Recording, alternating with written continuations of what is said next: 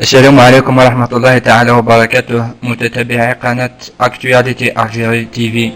مرحبا بكم في فيديو نهار اليوم أردنا التطرق إلى موضوع إخواننا معتقلي الحراك في مختلف ولايات الوطن. إذا إليكم تقديمات وأحكام محاكمات يوم 26 نوفمبر 2020.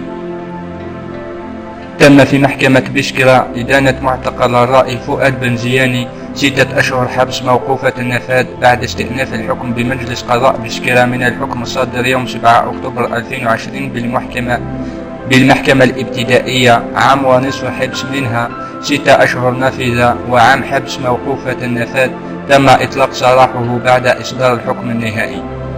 في العاصمة وفي مجلس قضاء الجزائر أرويشو تم صدور قرار يقضي ب3 أشهر سجن غير نافذة وغرامة مالية ب20,000 دينار في حق جمال الدين ولمان، أيت وعراب حسن، عبد الغني بن غانم، فريد بوغيدة، والبراءة لحكيم مهوبي وآخرون. هذا والتمست النيابة في حق 16 مواطن تأييد الحكم المتمثل في 3 أشهر حبس نافذة و20,000 دينار كغرامة مالية تابعين بتهمة التحريض على التجمهر الغير المسلح.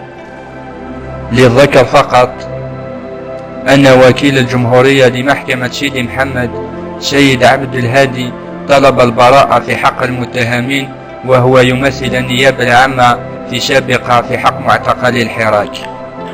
تم أيضا في محكمة العاصمة التماس النيابة العامة لوكيل الجمهورية عام حبس نافذة وغرامة مالية للنشطاء حكيم عداد، ماشينيسي عيشوش، جلال مقراني، أحمد بودير، كمال ولد علي بتهمة المساس بالوحدة الوطنية، نشر منشورات من شأنها الإضرار بالمصلحة الوطنية، والنطق بالحكم يوم الخميس 3 ديسمبر 2020.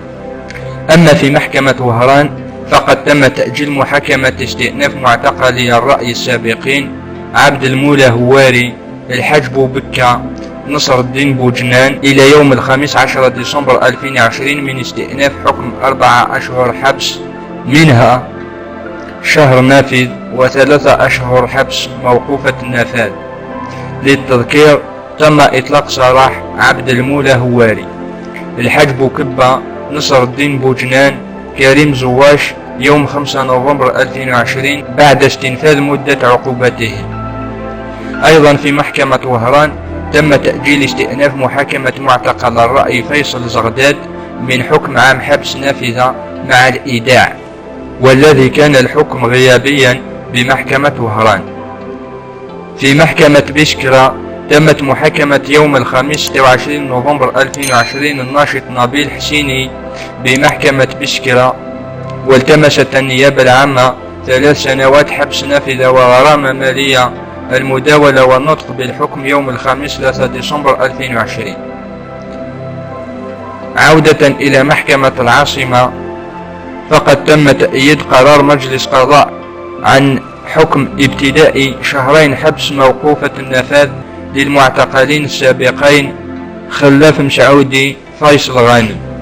في محكمة العاصمة أيضا تم النطق بالبراءة للناشطين عمار بوشان، مسروق كمال من التهم الموجهة إليهم بمحكمة سيدي محمد بعد أن التمست النيابة العامة لوكيل الجمهورية 18 شهر نافذة وغرامة مالية. في محكمة المسيلة تم تأجيل محاكمة معتقلي الرأي السابقين حمادة خطيبي، حيوش فارس إلى يوم الخميس 17 ديسمبر 2020 بتهمة إهانة هيئة نظامية بمحكمة بوسعادة قسم الجنح. في محكمة غليزان تم إيداع يوم الخميس 26 نوفمبر 2020 الناشط محجوب عدة حسين الحبس المؤقت بعد تقديمه أمام وكيل الجمهورية، الذي قرر إحالة ملفه إلى القاضي تحت إجراءات المثول الفوري ليقرر تأجيل محاكمته مع إيداع الحبس المؤقت. في محكمة بجاية تم تأجيل محاكمة علي طرزوت عزيز مخلوفي إلى 17 ديسمبر 2020 متابعين بتهمة التجمهر الغير المسلح ومخالفة مراسيم والقرارات متخذة قانونا من طرف السلطة الإدارية. في محكمة الحراش تم تأجيل محاكمة معتقل الرأي السابق العمري محمد إلى 17 ديسمبر 2020. للتذكير تم الاستفادة من الأفراج المؤقت في 19 أوت 2020 مع تأجيل المحاكمة إلى 17 سبتمبر 2020. والتهم المتابع بها هي إهانة رئيس الجمهورية والمساس بالوحدة الوطنية ومنشورات كاذبة من شأنها المساس بالوحدة الوطنية. إذا متتبعين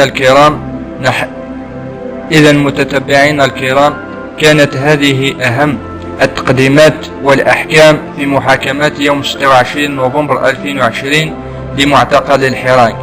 فيجب علينا جميعا أن نتحرى بروح المسؤولية تجاه إخواننا المعتقلين تعسفا وظلما اعتقلوا بسبب رغبتهم في التغيير وبناء دولة حديثة تتطلع لطموحات شبابها.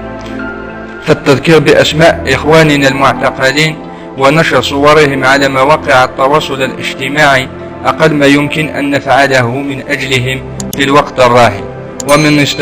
ومن استطاع أكثر من ذلك زيارة عائلتهم أو مساعدتها قد يشفي غليل أهل إخواننا في سجون العصابة. هكذا وصلنا إلى نهاية هذا الفيديو. شكرا لكم على المتابعة. سنلتقي